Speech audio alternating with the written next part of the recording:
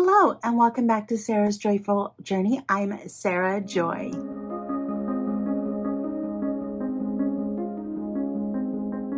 This next video is going to be our second in our health behaviors series. I'm really excited to share all this information with you. I do have quite a few notes written down just to help keep me on track to make sure I cover all the important parts of this video. We are diving into one of the two theories that I wanted to talk about. There may be other theories coming, but we're going to start on the health belief model. So the health belief model was developed by a social psychologist in the 1950s. His name is Dr. Godfrey Hokenbaum. So he was able to realize that there is like a series of events that we go through or things that we think about when we are talking about our health and changing our health. What I love most about the health behavior model is that it's logical and it's widely used in both research and in practice. I was just reading an article for school this week, and the way they laid it out, you could tell that they were focusing on the health behavior model. So it was really cool to read that in my homework, as well as me talking about it. So everything is coming full circle with that. It's continuing to be a thing. And I think it's an important thing to know, at least definitely for me, maybe not necessarily for you. I'm hoping that out of this video, you will get inspired. It will cause you to stop and think and just be a little bit more aware of yourself moving forward and how you look at your health behaviors, how you really break it down and understand them. So thank you again for joining me. So I do want to say that the model's overall premises is that people are more likely to engage in healthy behaviors if they believe like several factors. So one, they need to be able, they have to believe that they are at risk or susceptible to a condition. If we don't think that there's a risk, why should we change? If it's kind of like that status quo. If all is going well, why should I change? If I think I'm at risk, then I might be like, Like for me, one memory that was a trigger for me in changing my health, or at least made me pause and think. It took a while. It plays a role in my current decision to keep changing my health and keep improving my health. Was my dad died of a major heart attack. I believed that I was susceptible to that. That's that tough word that I have a hard time saying. So if I butcher it repeatedly, just be aware. It's a difficult word for me. I know how to say it in my head, everything, just speaking it out loud is difficult. All right, we also need to believe, for number two, that the condition could have serious consequences or impacts on our health. So for me, and I'm going to be referring back to me throughout this video and throughout the series because I really am only an expert on me. So I am applying this information to me, and hopefully my examples and sharing my information will help you think how this pertains and relates to you. So for me, I found out many years ago, and I've been struggling for a long time. I've put it in remission a couple times, that I had type 2 diabetes. This is a very serious condition. So I knew that because of that, it was a serious health condition. There were risks to me.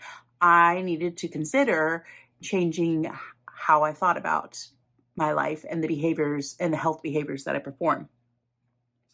Number three is the course of action, which is your behavior that is available to you, needs to reduce the likelihood of getting an illness or reduce the seriousness of the illness. So for me, I knew that once I got diagnosed with type 2 diabetes, the first time I did not really want to be on medication. I accepted medication because I didn't know what else to do at that point. But that led me on a journey of research, which has led to lots of moving forwards and backwards. But more forward lately than backwards, which is fantastic. But I knew I had to change how I was eating, and not taking medication was a big goal for me because I knew that would lessen my overall risk of what type 2 diabetes could do to me. And for someone who has been dealing with type 2 diabetes on and off for almost 15 years now, more off than on, I haven't really had any major risks like limb loss or neuropathy or anything like that. So I know that the behaviors that I'm adopting are beneficial. And then number 4 is we must believe that there are benefits to changing our behavior. If we don't believe there's any benefits, what's the point of changing? We might as well just keep going with what we were doing before. So we want to know that there are several benefits associated with changing our health. So for me, I knew a benefit was that I would lower my blood sugar, and I would have, I could lower my weight. Still working on that, still have ways to go, work in progress here. But anyway, I knew that I could reduce my risk of losing a limb. I could reduce my issues that could happen with eyesight and all of those kinds of things. So you have to be in a position where you have to realize that the benefits kind of sort of outweigh the risks in a sense, but there has to be enough of those benefits for you to want to desire to change the behavior in the first place. If you don't think you're going to get a reward out of it, it's not motivating enough, either internally, intrinsic or extrinsic, to get you to desire to change those behaviors.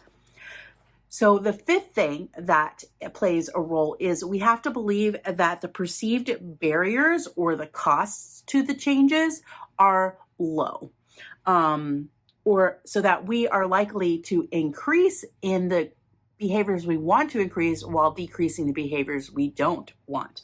But if the costs are too high and the barriers are too strong, you will not be able to overcome them.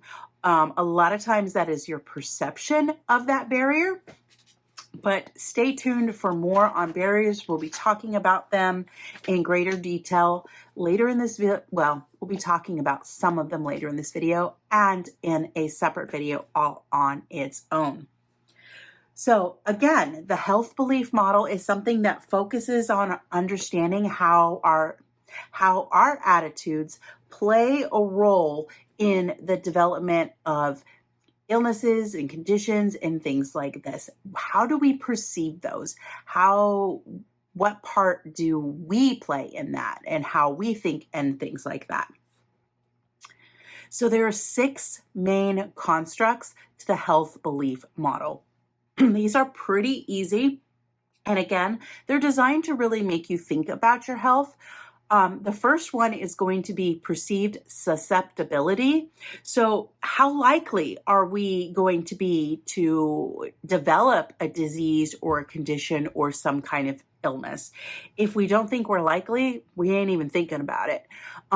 If we think that we're likely, we're going to start thinking about, well, am I likely to get that? Could I have that? Could that play a role in my life later in the future? Things like that. So usually if someone else that you love, a loved one, gets sick or gets some kind of illness, you start thinking, could I get that? Or even it could be as simple as boiling it down to a cold. Like if you go out and someone's coughing and sneezing, you could be thinking like, ooh, I don't want to get that. So how likely am I to get that from just being around that person? So that is perceived susceptibility. So another example is following the standard American diet led me down a path where I developed type 2 diabetes. I was susceptible to that through the types of eating that I was doing and didn't even really know that that was the case for me. But I did eventually discover it. So number 2, or the second construct with that, is going to be the perceived severity. Like if the disease is minor or the illness is minor or the issue is minor, we might not change our behavior. If it's as minor as a headache, you might just swallow some Tylenol and call it a day and not think anymore about it. So it's not a severeness. when you have a headache. Generally speaking, we're talking in easy to understand terms here. I know a headache can be a lot more than that. I've experienced a lot more than that with headaches as well.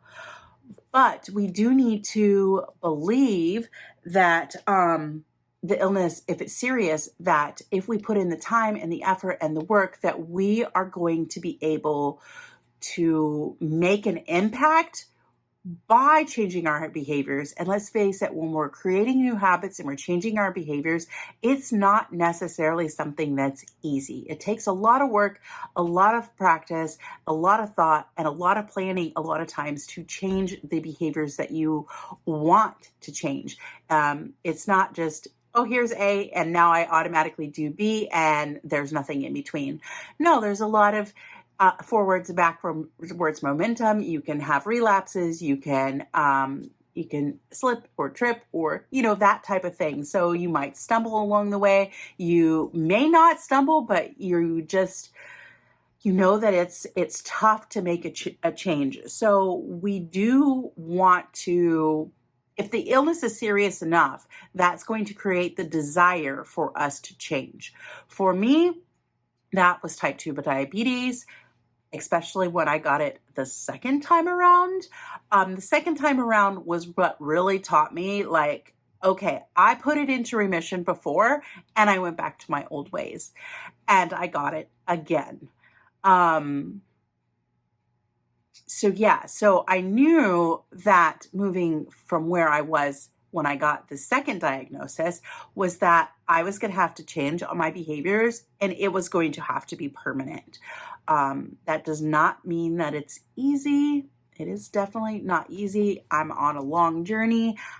It was in remission. I still believe it's in remission. It's my bad because I haven't really gone and gotten any A1Cs or anything like that recently. Most of it was because last year for 2024, I was just in survival mode and I needed just to get through the year. There was so much stress and so much pressure that's what happened. So now that it's a new year, in the next month or two, I'm going to be getting some testing done for myself to give myself, like, how bad did last year actually wreak havoc on me?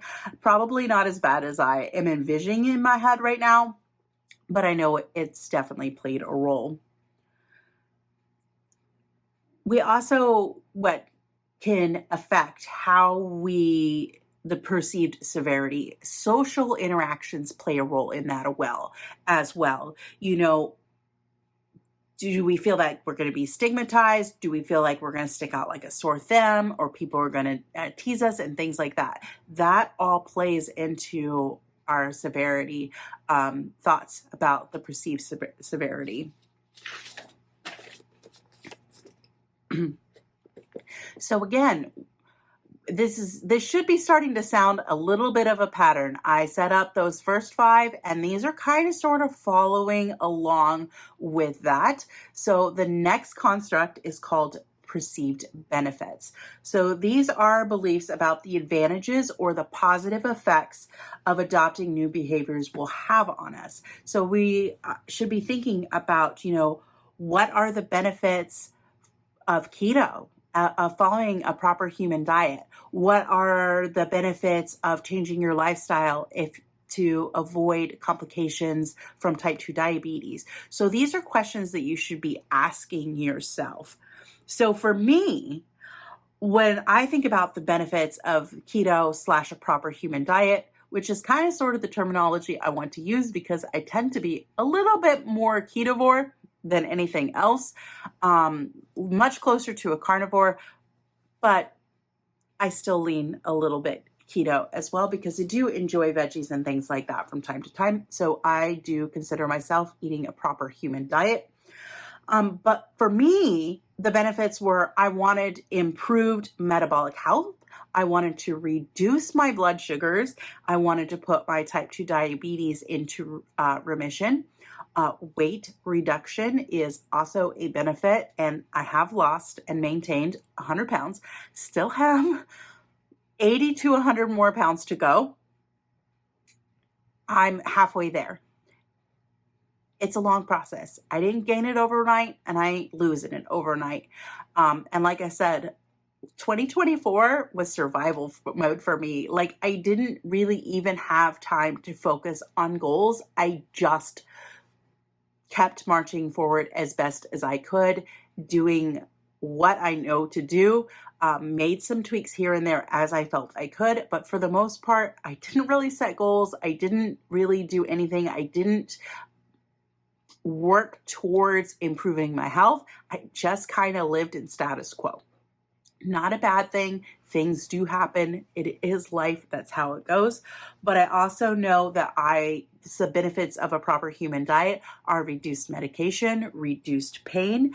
And for me, a big one is improved mental health. I don't have to deal with depression and anxiety the same way that I do. Anxiety still gets me from time to time. But depression, honestly, and the 2.5 years, going on 3 years now of not quite there, but almost 3 years of eating a proper human diet, depression has not been a thing. Have I had days where I was sad? Have I had a day where I felt like a little depressed? Yes, but depression is more than feeling sad or having a day where you feel depressed. Depression is long term. We're talking days and weeks and months and things like that. That is the clinical definition of depression. I have not had to face that.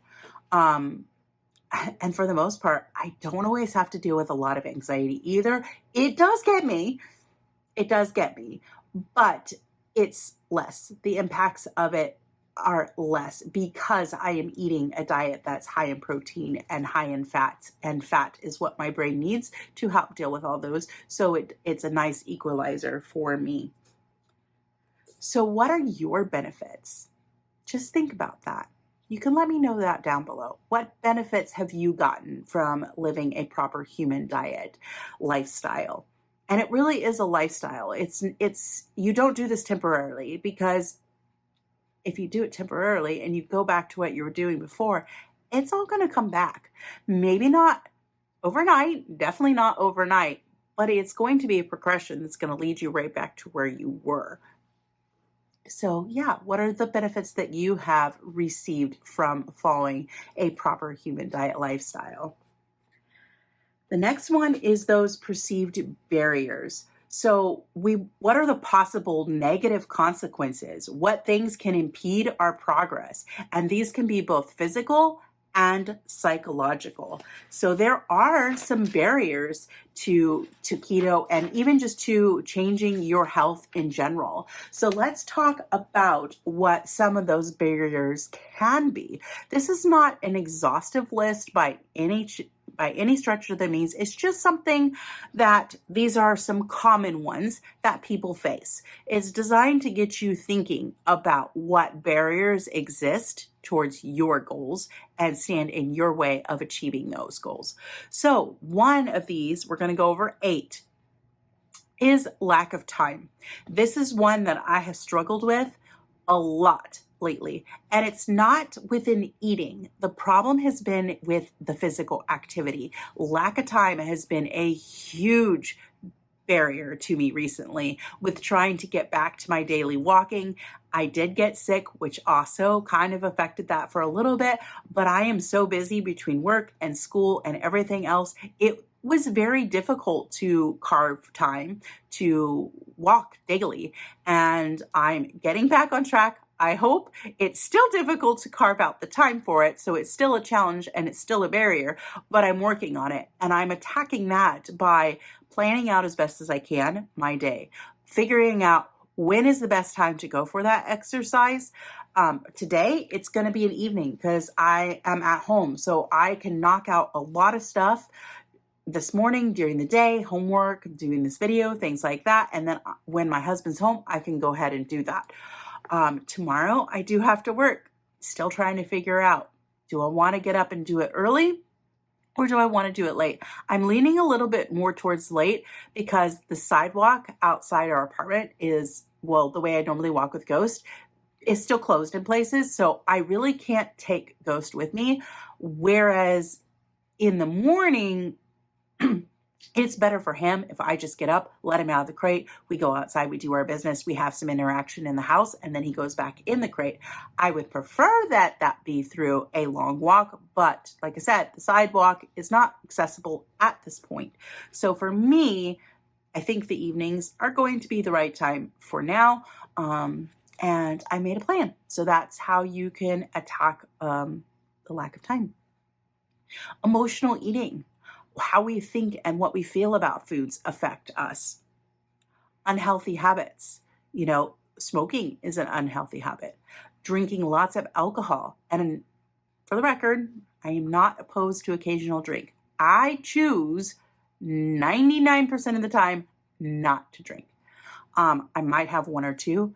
Lately, last year, when my daughter's here, it did have two. That's all I had for the whole year. The year before that, I think I had one.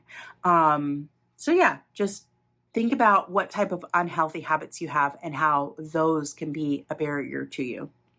A lack of social influence, it can be a barrier. And this can go into a lack of community. They're kind of sort of the same thing. You want to surround yourself with people that are like-minded. It helps. If you're feeling deprived, if you feel like you have given up so much, that is a barrier. Or if you feel like, well, everybody else could eat it, now I'm deprived. So something to think about. Lack of knowledge can also be a barrier. Mental well-being can be a barrier. Anxiety and depression do play a major role, but they can also be used as an excuse. Just something to think about. Well, I'm too anxious, I can't do that. That may or may not be actually true. Just stop. It should stop and think and cause you to think. Not enough resources is definitely something that can be a big barrier. And like I said, these are just a few. What barriers have you faced in your health journey? I would love to know more.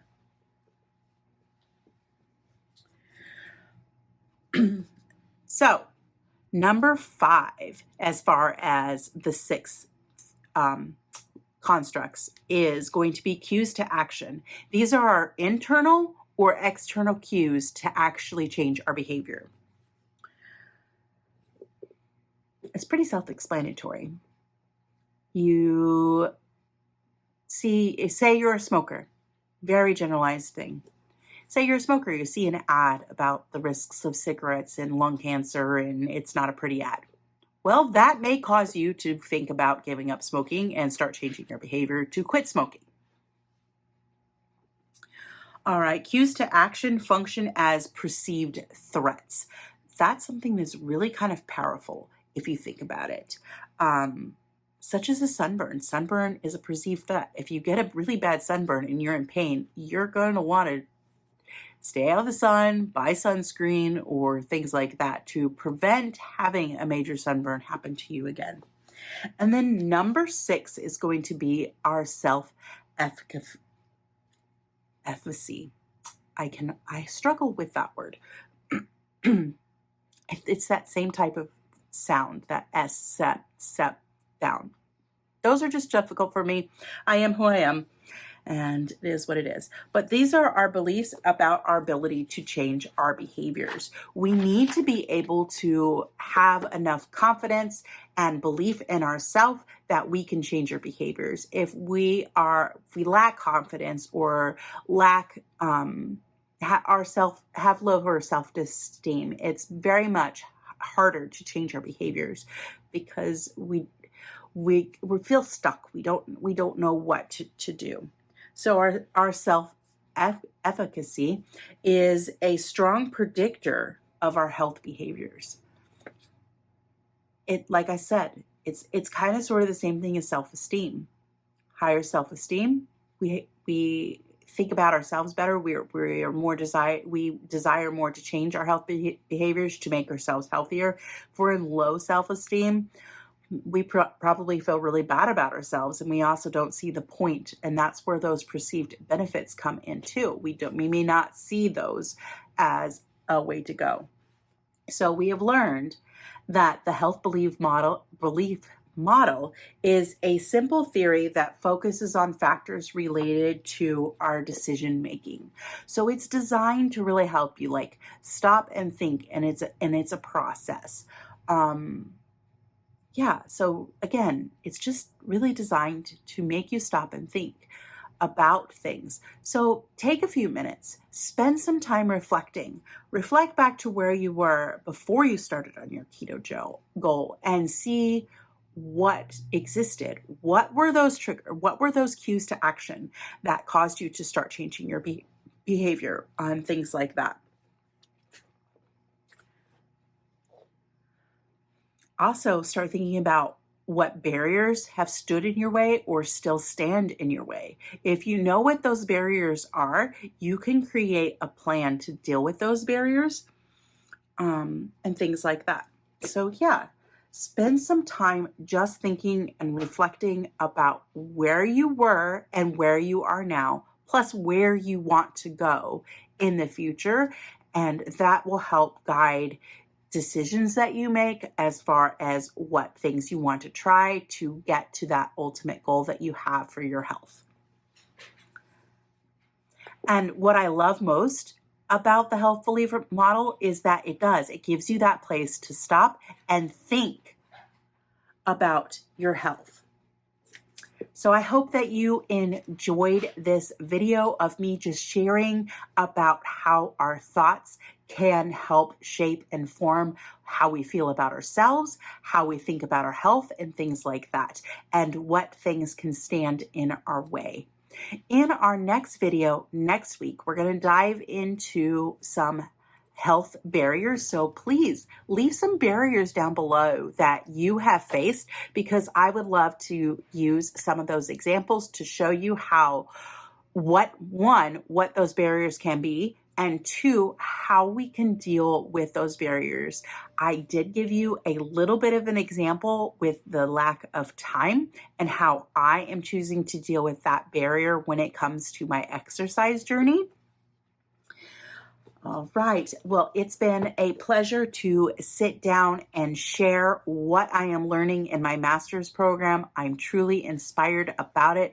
And I think that this information is beneficial to all who are in a healthy mindset and want to make changes to their behavior. If you like this video, be sure to give it a thumbs up, subscribe, and hit that bell notification so that every time I upload a new video where I share just about my life or what I'm learning, you will be alerted to it. And if you'd like to support the channel, there's several ways down below, whether you choose to shop through one of my shopping links to support one of the partners I work with, such as Keto Chow, or you could even just simply buy me a coffee. I hope you guys all have a wonderful and joyful day, and I will chat again with you soon. Bye for now.